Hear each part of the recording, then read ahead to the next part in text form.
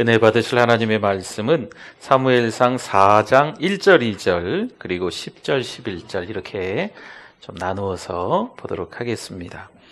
하나님의 말씀 사무엘상 4장 1절, 2절 그리고 10절, 11절입니다. 네, 제가 1절 읽을게요. 여러분이 2절 읽어주세요. 사무엘의 말이 온 이스라엘에 전파되니라.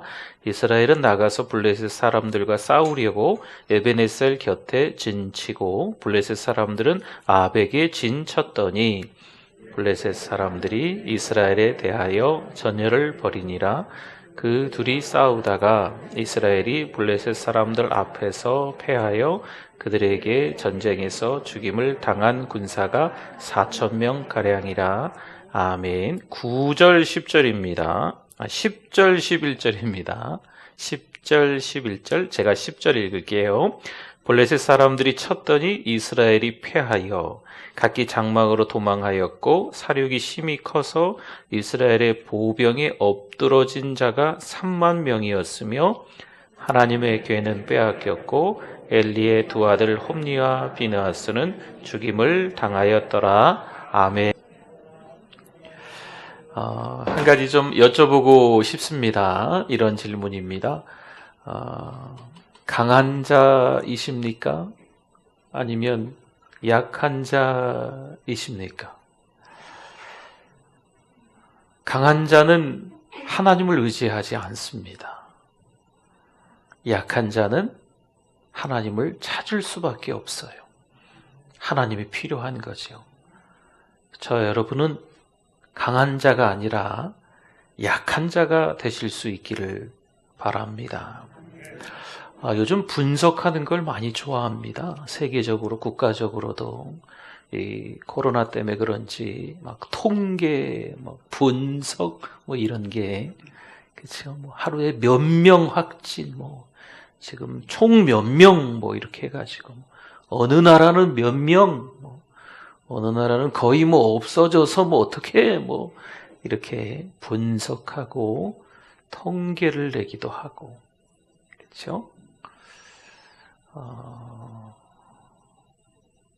이제 그렇게 사는 모습들이 이제 우리 안에 그게 좀 맞는 것처럼, 합리적인 것처럼 분석하고 통계를 내서 살아가는 게, 이게 맞는 것처럼 느껴지는 시대가 되었어요.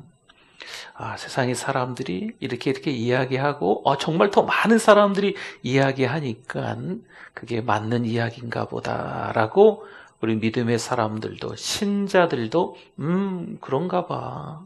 고개를 끄덕끄덕 하는 시대로 점점 바뀌어져 가고 있는 거죠. 많은 사람들이 생각하면 나머지 사람들도 다 따라가야만 하는 것 같은, 그런 분위기로 세상이 바뀌어져 가고 있습니다. 상황이죠, 상황. 환경들, 처지, 이런 것들을 보니까, 덩달아서 우리가 믿음이 오그라드는 거예요. 믿음이 좋아지면 상황이 작아 보이는 게 당연합니다. 그런데 믿음이 오그라들면 작아지면 그 반대로 상황이 너무 커져 있다는 거죠. 상황 앞에서 쩔쩔매고 있는 우리의 모습이 있다면 이건 믿음이 적거나 믿음이 없는 겁니다. 어떤 상황과 형편이라고 해도 우리의 믿음으로 인내하고 오히려 인내하면서 믿음이 자라가고 있다면 어떤 고통의 상황도, 중한 질병의 상황도, 주머니 한 푼 없는 그런 상황일지라도 오히려 더 믿음이 성숙해져 가는 계기가 될 줄 믿습니다. 어려운 시기를 지나고 있기 때문에 믿음이 다 드러나는 거죠. 이 어려운 시기에 정말 믿음 없는 게 다 들통나버리는 때가 된 거예요. 누가 봐도 정말 신실한 하나님의 사람인 줄 알았는데 아닌 거죠. 그러나 진짜 믿음은요, 오히려 힘들고 어려운 상황에서 빛이 나는 거예요. 더 잘할 수밖에 없는 줄 믿습니다. 내가 이 정도 믿음이니까 착각하시면 안 돼요. 우리는 강하다라고 생각하면 자칫 큰 실수를 저지를 수 있습니다. 은혜 아니면 살아갈 수 없는 줄 믿습니다. 우리는 약하구나, 난 부족하구나. 그래서 오늘 이 밤에도 기도해야 되는구나. 계속 하나님의 말씀을 읽고 듣고 쓰고 암송하고 묵상하고 연구하고 살아가야 되는구나. 자꾸 깨달아야 돼요. 네. 그래야 상황과 환경에 등 떠밀리지 않는 거지요. 상황이 점점 커진다고 해서 우리의 믿음이 작아지거나 그러면 안 되거든요. 오히려 우리의 믿음이 더 쑥쑥 자라나는 거예요. 그러면 상황과 환경이 아무리 덩치가 커져도요, 우리는요, 애게 그 일로 뭘 그렇게 이렇게 생각하는 거죠. 믿음이 자라느냐, 상황이 커지느냐, 이게 달라지는 거거든요. 이왕이면 오늘 이 밤에 기도하면서 더 하나님을 의지할 수 있는, 하나님 저는 약해요. 하나님 전 부족해요. 하나님 없으면 저 어떻게 살아요? 하나님 필요해요. 이렇게 고백할 수 있는 밤 되실 수 있기를 부탁을 드립니다. 사람의 병을 치료하거나 때로는 고장난 기계를 고치는 일에 있어서 중요한 일은요, 그 질병의 원인이 무엇인가? 그 기계가 고장난 이유 원인이 무엇인가를 찾는 거죠. 자동차가 시동이 안 걸리는 거예요. 왜 고장났을까? 왜 시동이 안 걸릴까? 이유를 찾아야죠. 몸이 어찌어찌해서 불편한 거죠? 아프신 거죠. 그럼 왜 아플까? 그 원인을 찾는 게 중요한 겁니다. 그 원인을 찾아야 돼요. 그렇게 진단을 해야만 그 다음에 처방이 제대로 갈 수 있지요. 무조건 빨간 약만 바르면 됩니까? 무조건 소화제만 먹으면 될까요? 무조건 밴드만 하나, 반창고나 하나만 붙이면 다 나을까요? 그건 아니잖아요. 정확한 그 병의 원인을 찾는 거지요. 기계로 말하면 왜 고장났는지 원인을 정확하게 진단을 해야 그 다음에 제대로 그 기계가 원활하게 움직일 수 있는 거 아니겠습니까? 병의 원인을 바로 찾지 못하고 고장의 원인을 바로 찾지 못하면 그 병의 치료와 기계 고장의 수리는 불가능합니다. 병의 원인을 모르고 엉뚱한 치료 방법을 적용하거나 사고의 원인을 정확하게 모르고 엉뚱한 수리 방법을 아무리 적용해도 소용이 없다는 거죠. 사무엘상 4장 2절에 볼까요? 오늘 2절도 읽었는데요. 블레셋 사람들이 이스라엘에 대하여 전열을 벌이니라. 그러니까 블레셋과 이스라엘이 전쟁이 있는 거죠. 그 둘이 싸우다가 이스라엘이 블레셋 사람들 앞에서 어떻게 해요? 패하여 진 겁니다. 그들에게 전쟁에서 죽임을 당한 이스라엘의 군사가 이스라엘 백성들이 몇 명? 4,000명쯤 된 거지요. 4,000명이면 많은 사람이 죽은 겁니다. 그 다음 절 3절을 한번 봅시다. 백성이 진영으로 돌아오매, 그러니까 이스라엘 군대가 져가지고 돌아왔어요. 이스라엘 장로들이, 여기서 이제 장로라고 하는 건 그 이스라엘의 어른들 얘기예요. 어른들. 앞에 서 있는 어른들이 이르되 여호와께서 어찌하여 우리에게 오늘 블레셋 사람들 앞에 패하게 하셨는고, 뭔가 원인을 찾는 것처럼 보이기는 합니다. 그러나 보십시오. 여호와의 언약궤를 실로에서 우리에게로 가져다가 우리 중에 있게 하여, 뭔가 이들이 이스라엘의 장로들이 모여서 사람들끼리 모여서 회의해서 얻어낸 결과가 저거예요. 언약궤가 우리 중에 있어야 되는데 없어서 졌구나. 그것으로 우리를 우리 원수들의 손에서 구원하게 하자. 언약궤를 가져다 놔야만 우리가 이기겠구나라고 회의하고 결과를 낸 겁니다. 4장 10절을 보세요. 4장 10절. 그래서 언약궤를 가지고 와서 전쟁을 다시 치른 거예요. 블레셋 사람들이 쳤더니 이스라엘이 뭐하여? 1차전에서 패했는데 2차전에서 나름 의논해서 언약궤하고 함께 있으면서 전쟁을 했는데 2차전에서도 패하여 각기 장막으로 도망하였고 살력이 심히 커서 이스라엘 보병이 엎드러진 자가 몇 명? 1차전에는 4,000명, 2차전에 패하니까 몇만 명? 3만 명이었으며 4,000명에서 3만 명으로 늘어나 버렸어요. 희한하죠. 4장 11절 보세요. 11절. 하나님의 괴는 빼앗겼고 하나님의 괴만 있으면 된다 생각했는데 그 괴도 블레셋에게 빼앗깁니다. 그리고 그 괴가 있으니까 제사장이 있어야 되거든요. 그래서 엘리의 두 아들도 제사장이었기 때문에 같이 있었어요. 근데 엘리의 두 아들 홈리와 비느하스는 거기서 그 전쟁에서 죽임을 당하였더라. 이렇게 말씀이 마무리가 됩니다. 그럼 그들이 패전의 원인을 잘 찾았을까요? 1차전에서 왜 우리가 전쟁에 졌을까? 이스라엘의 장로들이 함께 모여서 머리를 맞대고 의논을 했는데 그 회의가 잘된 회의였을까요? 아니면 오진이었을까요? 여호수아가 아이성을 치다가 실패했습니다. 한번 떠올려 보십시오. 우리 여호수아 붕해했었죠? 패전 원인이 뭘까? 여호수아 7장 6절 7절. 여호수아가 옷을 찢고 이스라엘 장로들과 함께 여호와의 궤 앞에서 땅에 엎드려 머리에 티끌을 뒤집어 쓰고 저물도록 있다가 7절. 이르되 슬프도소이다. 주 여호와여 어찌하여 이 백성을 인도하여 요단을 건너게 하시고. 요단을 건너서 철옹성 여리고성을 무너뜨렸거든요. 아주 작은 아이성 전투에서 지금 1차전에서 진 거예요.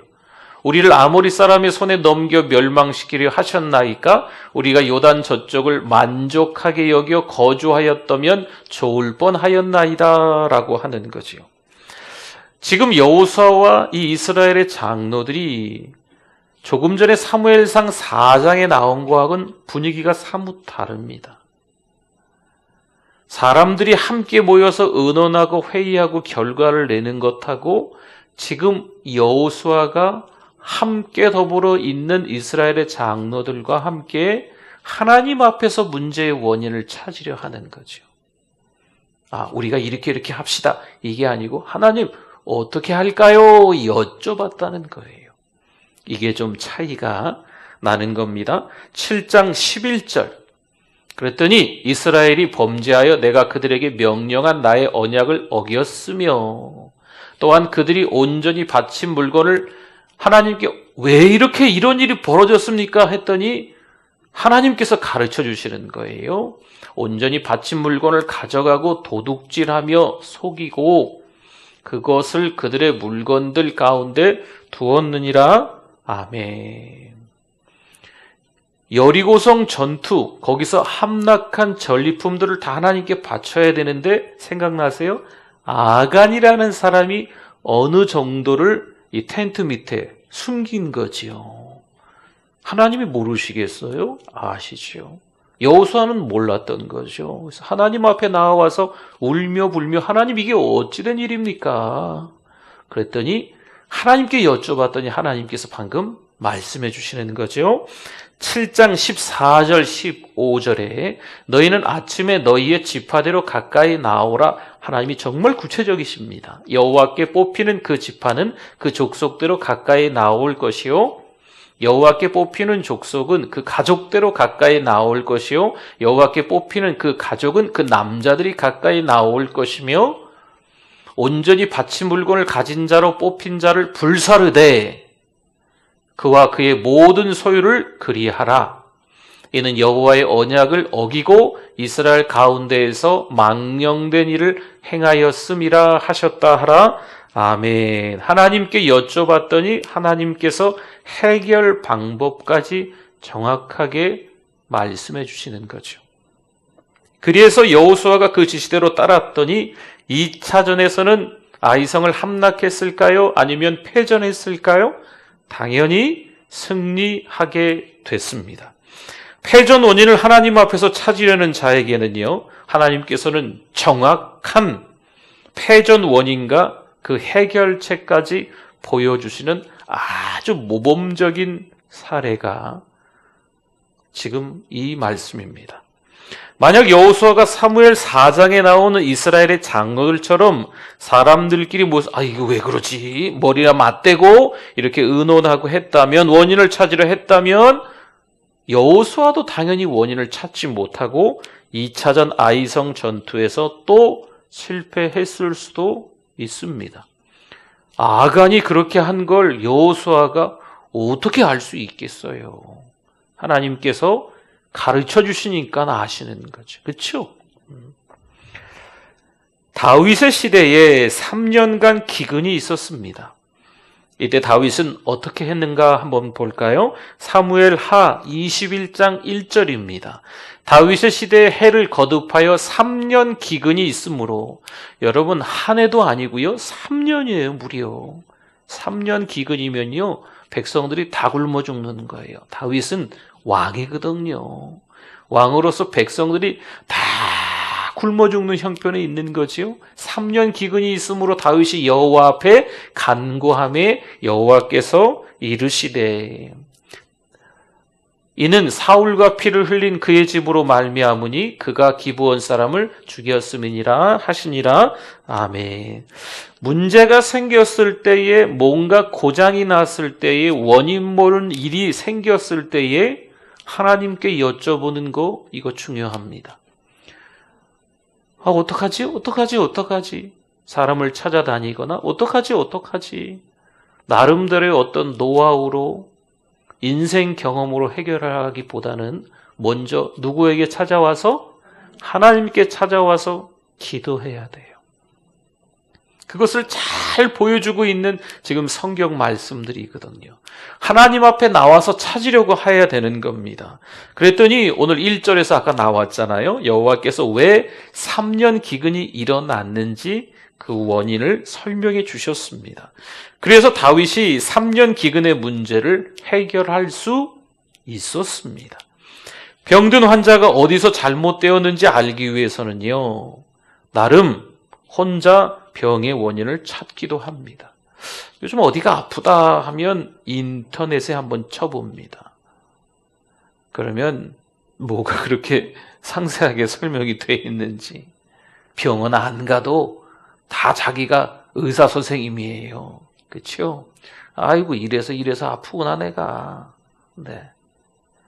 그러니까 병의 원인을 자기가 추측해 갖고 그 인터넷에 막 여러분들이 막 올린 글들을 보고 이런가 보다 생각하는 거죠. 정확하지 않죠. 정확하려면 몸이 아프면 어디 가야 될까요? 네. 병들면 의사한테 찾아가 봐야 되잖아요. 그렇죠? 약을 드시려면 또 약사한테 찾아가서 또 물어보기도 하시고. 폐전의 원인을 사람들끼리 알아보는 것보다 정확하게 진단하시는 전문적인 의사가 있으십니다. 누구실까요? 하나님이시죠.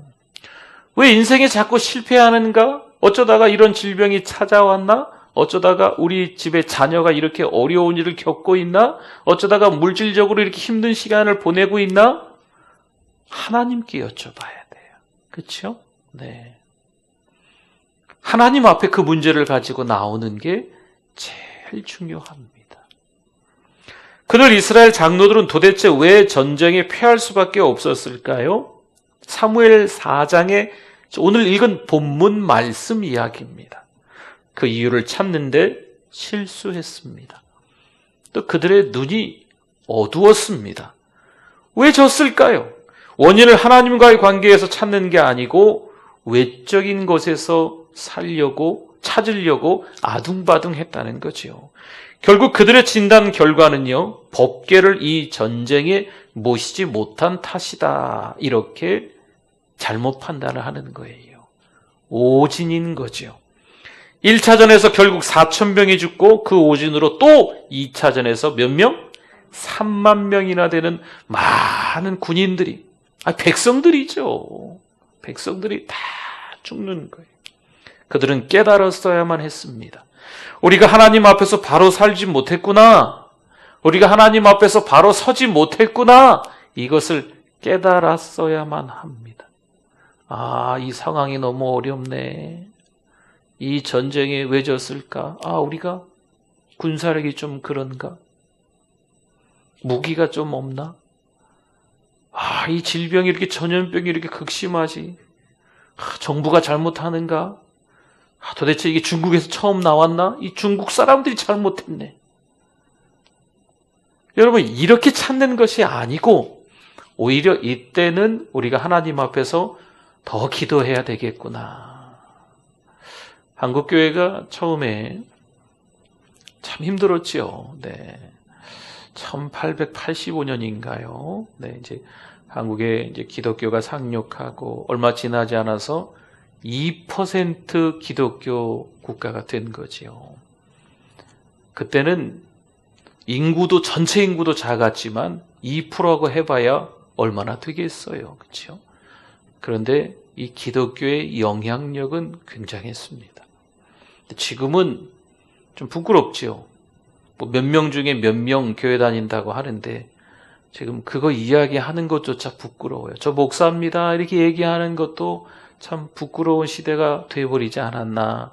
저 교회 다닙니다 라고 얘기하는 것도 참 멋쩍게 되어버린 이런 시대가 된 거죠.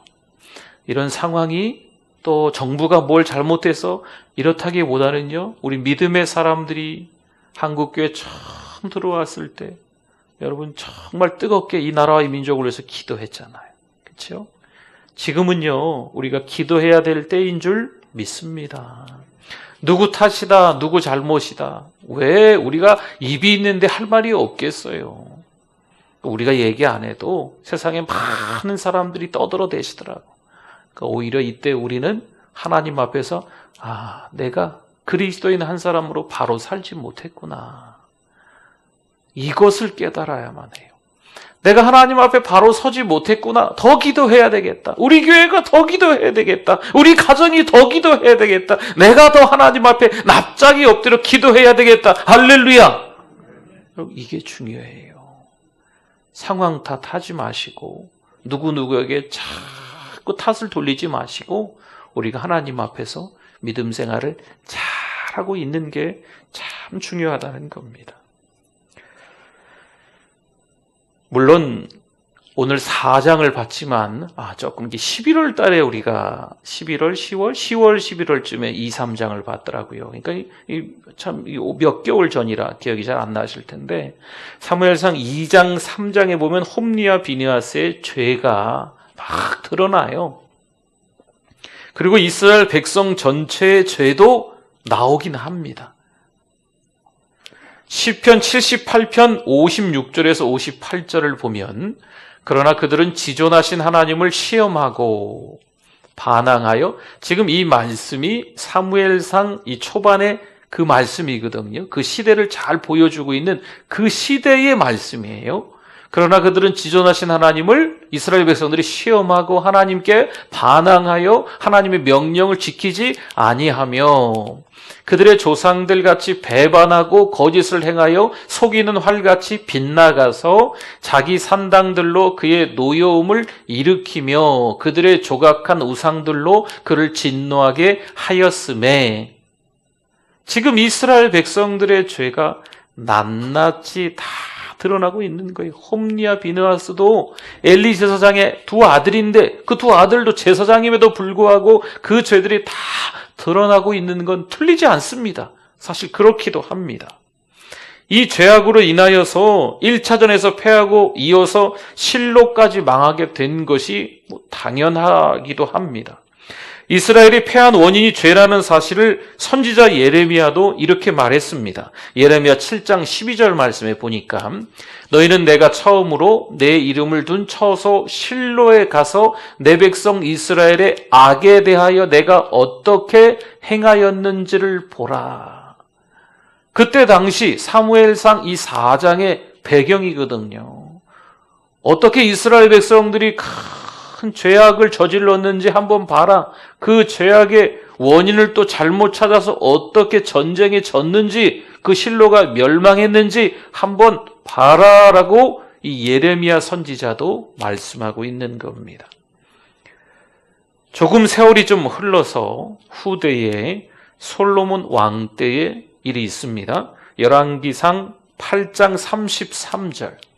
만일 주의 백성 이스라엘이 주께 범죄하여 적국 앞에 패하게 되므로 주께로 돌아와서 주의 이름을 인정하고, 좀 다르죠. 그렇죠? 이 성전에서 주께 뭐하여? 기도하며 간구하거든. 전쟁에서 패하니까요, 돌아와서 주님께 인정하는 거지요. 자기들이 믿음으로 잘못 살은 것에 대해서 이 솔로몬이 그 왕 때 인정하고 하나님 앞에 회개하면서 기도하고 있다는 겁니다. 솔로몬이 기도하다가 패전한 원인은 하나님께 범죄했기 때문이다라고 스스로 고백하고 있는 말씀입니다. 솔로몬에게 하나님이 계시하시기 전이었는데, 하나님이 말씀하시기 전이었는데, 너희들의 죄악 때문에 그렇다라고 하나님이 말씀하시기 전이었는데 솔로몬이 미리 깨닫고 하나님 앞에 스스로 고백하는 거지요. 그런데 오늘 본문의 실로에서 이스라엘 장로들은 몰랐습니다. 그들은 솔로몬만큼 사실 영적 통찰력도 부족했겠지요. 솔로몬만큼 이 영의 눈도 밝지 못했겠지요. 그럼 이제 좀 거꾸로 돌아가 볼까요? 과거로 이스라엘 장로들도, 이 사무엘상 4장에 나오는 이스라엘 장로들도 알 법한 과거의 말씀이 모범적인 사례가 사실 있다는 거지요. 레위기 26장 17절 말씀입니다. 내가 너희를 치리니 너희가 너희의 대적에게 패할 것이요 너희를 미워하는 자가 너희를 다스릴 것이며 너희는 쫓는 자가 없어도 도망하리라. 아멘. 그들이 대적에게 패하게 되는 원인이 무엇일까요? 그들이 하나님의 말씀을 어긴 거지요. 하나님 앞에 바로 살지 못한 거지요. 그렇게 했기 때문에 하나님께서 그들을 치시겠다 하는 거예요. 이 말씀을 사무엘 4장에 나오는 이스라엘의 장로들이, 이스라엘의 리더들이 몰랐을까요? 솔로몬의 일은 후에 일어난 일이라면 방금 읽었던 레위기에서 나온 말씀은요, 이스라엘의 장로들, 이스라엘의 이 어른들이 충분히 알 법한 말씀입니다. 그런데 그 하나님의 말씀을 기억하지 못하고 있는 걸까요? 신명기에도 그 말씀이 등장합니다. 신명기 28장 25절입니다. 여호와께서 내 적군 앞에서 너를 패하게 하시리니 내가 그들을 치러 한 길로 나가서 그들 앞에서 7길로 도망할 것이며 내가 또 땅의 모든 나라 중에 흩어지고. 아멘. 왜 이들이 도망가냐고요? 왜 이들이 흩어지냐고요? 지금 사무엘상 4장에 나오는 말씀보다 더 과거에 일어났던 일입니다. 충분히 이스라엘의 장로들이 알 법한 말씀이에요. 하나님의 말씀에 순종치 않은 이스라엘 백성들인 거지요. 하나님 앞에 바로 살지 않은 이스라엘 백성들인 거예요. 그렇기 때문에 이들이 다 흩어지고 도망할 수밖에 없었다라는 말씀인 거죠. 왜 그들 이스라엘 장로들은 레위기의 말씀과 신명기의 말씀을 기억하지 못했을까요? 때로는 우리가 힘들고 어려운 일들이 찾아옵니다. 여러분, 힘들고 어려운 일들을 통하여서 내 믿음이 진짜 믿음이구나, 가짜 믿음이구나 알 수가 있습니다. 살면서 너무 평안한 삶을 살면 믿음이 저절로 좋아질까요? 천만에요. 그렇지 않습니다. 오히려 믿음이 추락하기 시작합니다. 여러분, 힘들고 어려운 일이 있습니까? 감사하셔야 돼요. 오히려 그때 인내 잘하시면 우리 믿음이 자라는 거예요. 믿음이 있기 때문에 인내하게 만들고, 인내를 하고 있기 때문에 우리의 믿음이 쑥쑥 자라나는 계기가 되는 줄 믿습니다. 고통이라는 것은, 환난이라는 것은요, 오히려 거기서 왜 이렇게 힘들고 어려운 일이 찾아올까 원인을 잘 찾으면 우리 인생에서 그 깨달음만 있으면 도움이 되는 거예요. 힘드네, 어렵네. 다들 힘든데 팔자려니 하고 살아야지 이렇게 살다가 하나님 오라 하시면 천국 가면 그만이죠. 제발 이렇게 생각하지 마시고, 왜 힘들까? 왜 어려울까? 내가 하나님 앞에서 이때 더 기도하는 사람이 돼야지. 성 안에 많은 사람들이 살고 있는데 이 성을 뺑 둘러서 성벽이 있습니다. 그럼 이 높은 성벽 위에 더 높은 망루, 망대 같은 것을 세우는 거지요. 그리고 그 위에 보초를 쓰고 있는 사람들이 있어요. 이 사람이 하는 일이 뭘까요?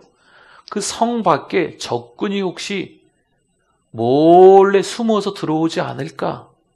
아니면 저 멀리 그 망루에 올라가면, 성 위에 높은 곳에 올라가면 저 멀리서도 적군이 오는지 안 오는지 보이는 거거든요. 사방을 경계하고 주시하고 있는 거예요. 교회로 말하면, 우리 믿음의 사람들에게 적용하면 기도하는 사람들입니다. 여전히 기도하는 사람들은 그 수가 작을 수는 있어요. 성 안에 수도 없이 많은 사람이 살지만 이 망루 위에 올라가서 보초를 쓰고 있는 사람은 몇 명 사실 안 되거든요. 불침범처럼 자꾸 우리 교대로 쓰잖아요. 사랑하는 우리 교회에, 아니 여러분의 가정 가운데 기도하는 한 사람이 있어야 될 줄 믿습니다. 기도하는 그 한 사람이 졸고 계시면, 기도하지 않으면 그 가정은 끝. 그 공동체, 그 교회는 끝입니다. 왜냐하면 사단 마귀는 지켜보고 있거든요. 망루의 그 보초가, 영적 파수꾼이 기도하는 그 사람이 기도하는가 안 하는가 지켜보고 있거든요. 기도 안 해요. 그러면 이때다 싶어서 밀고 들어오는 거죠. 그럼 졸고 있다가 그 성은 함락됩니다. 나 혼자만 죽나? 다 죽는 거지요. 백성 한 사람이, 성도 한 사람이 졸고 있는 것하고 리더 한 사람이 졸고 있는 것하고는 차원이 다릅니다. 교회에서 누구를 공격하면 그 교회가 쉽게 무너질까요? 교회의 목사님이에요. 담임 목사님. 사단 마귀는요, 쉬지도 않고 목사를 공격하려고 합니다. 리더를 공격하면 그 안에 따라오는 많은 성도들이 함께 넘어가는 거기 때문에 그래요. 여러분, 가정에서도 누구 한 사람을 공격하면 그 가정이 무너질까요? 기도하는 사람. 보세요. 이스라엘 백성들 4,000명이 죽고 3만 명이 죽고, 이 사람들이 불필요한 사람들이 죽었으니까 그럴 수도 있지, 사는 사람도 있고 죽는 사람도 있는 거지, 그러깁니까? 안 되잖아요. 그러면 이스라엘의 장로들은요, 리더 엘더입니다. 리더 중에 리더 엘더라고 할 수 있어요. 백성들이 어찌어찌 해가지고 꾸벅꾸벅 졸면요, 그 백성 한 사람이 힘들고 어려움으로 끝나겠지요. 그런데 리더들이 꾸벅꾸벅 졸고, 리더들이 하나님 앞에 납작이 엎드려서 모든 힘들고 어려운 일을 하나님께 여쭤보지 않으면 4,000명이 죽는 거예요. 3만 명이 죽는 거예요. 그러니까 특별히 오늘 이 밤에 기도하신 여러분은 우리 여기 장로님들도 계시는데, 장로님들뿐만이 아니고 이 밤에 기도하신 여러분 모두가 망루 위에서 보초 쓰고 계신 분들이에요. 교대로 불침번을 잘 쓰셔야 돼요. 새벽에 기도하시고, 일부러 시간 내서 이렇게 예배 오셔서 같이 기도하시고, 교회 여전히 매일같이 문 열어 있거든요. 코로나라 교회 가면 안 된대. 누가 안 된대, 누가? 네. 다 되거든요. 그렇죠? 와서 기도도 하시고, 예전처럼 와서 막 기도도 하시고, 교회도 왔다 갔다 하시고, 지나가다도 들리시고. 여러분, 우리가 신앙생활 하면서 힘들고 어려운 일이 왜 없겠어요? 근데 오히려 그때 되는 데는 되더라고요. 식당 잘 되는 데는 여전히 잘 되더구만. 5명 어쩌고 저쩌고 뭐 이거 누가 안 들을래나. 어디 식당 갔더니 뭐 바글바글하더구만요. 네. 어이구, 뭔 식당에 사람이 이렇게 많어. 뭐 붙어서 앉으면 안 된다, 된다. 그런 거 없더구만요, 그 식당은. 어디냐고요? 나중에 개인적으로 와서. 네. 그리고 이제 권사님들 한 분, 두 분 이렇게 이제 본인들이 원하시면 제가 이제 가정에도 신방 가고 또 뭐 식사도 이제 우리는 이제 숫자를 지키는 거죠. 4명 안 넘게 해서 이렇게. 아니 5명 안 넘는 거니까 한 4명까지 이렇게 같이 식사도 하고 뭐 이렇게 좀 하는데 깜짝 놀랐어요. 뭐 1층에도 사람이 뭐 이렇게 너무 많으신 거죠. 자리가 없어 2층으로 올라갔네. 2층도 방마다 사람들이 막. 네. 누가 들으면 안 되는데. 되는가 봐요.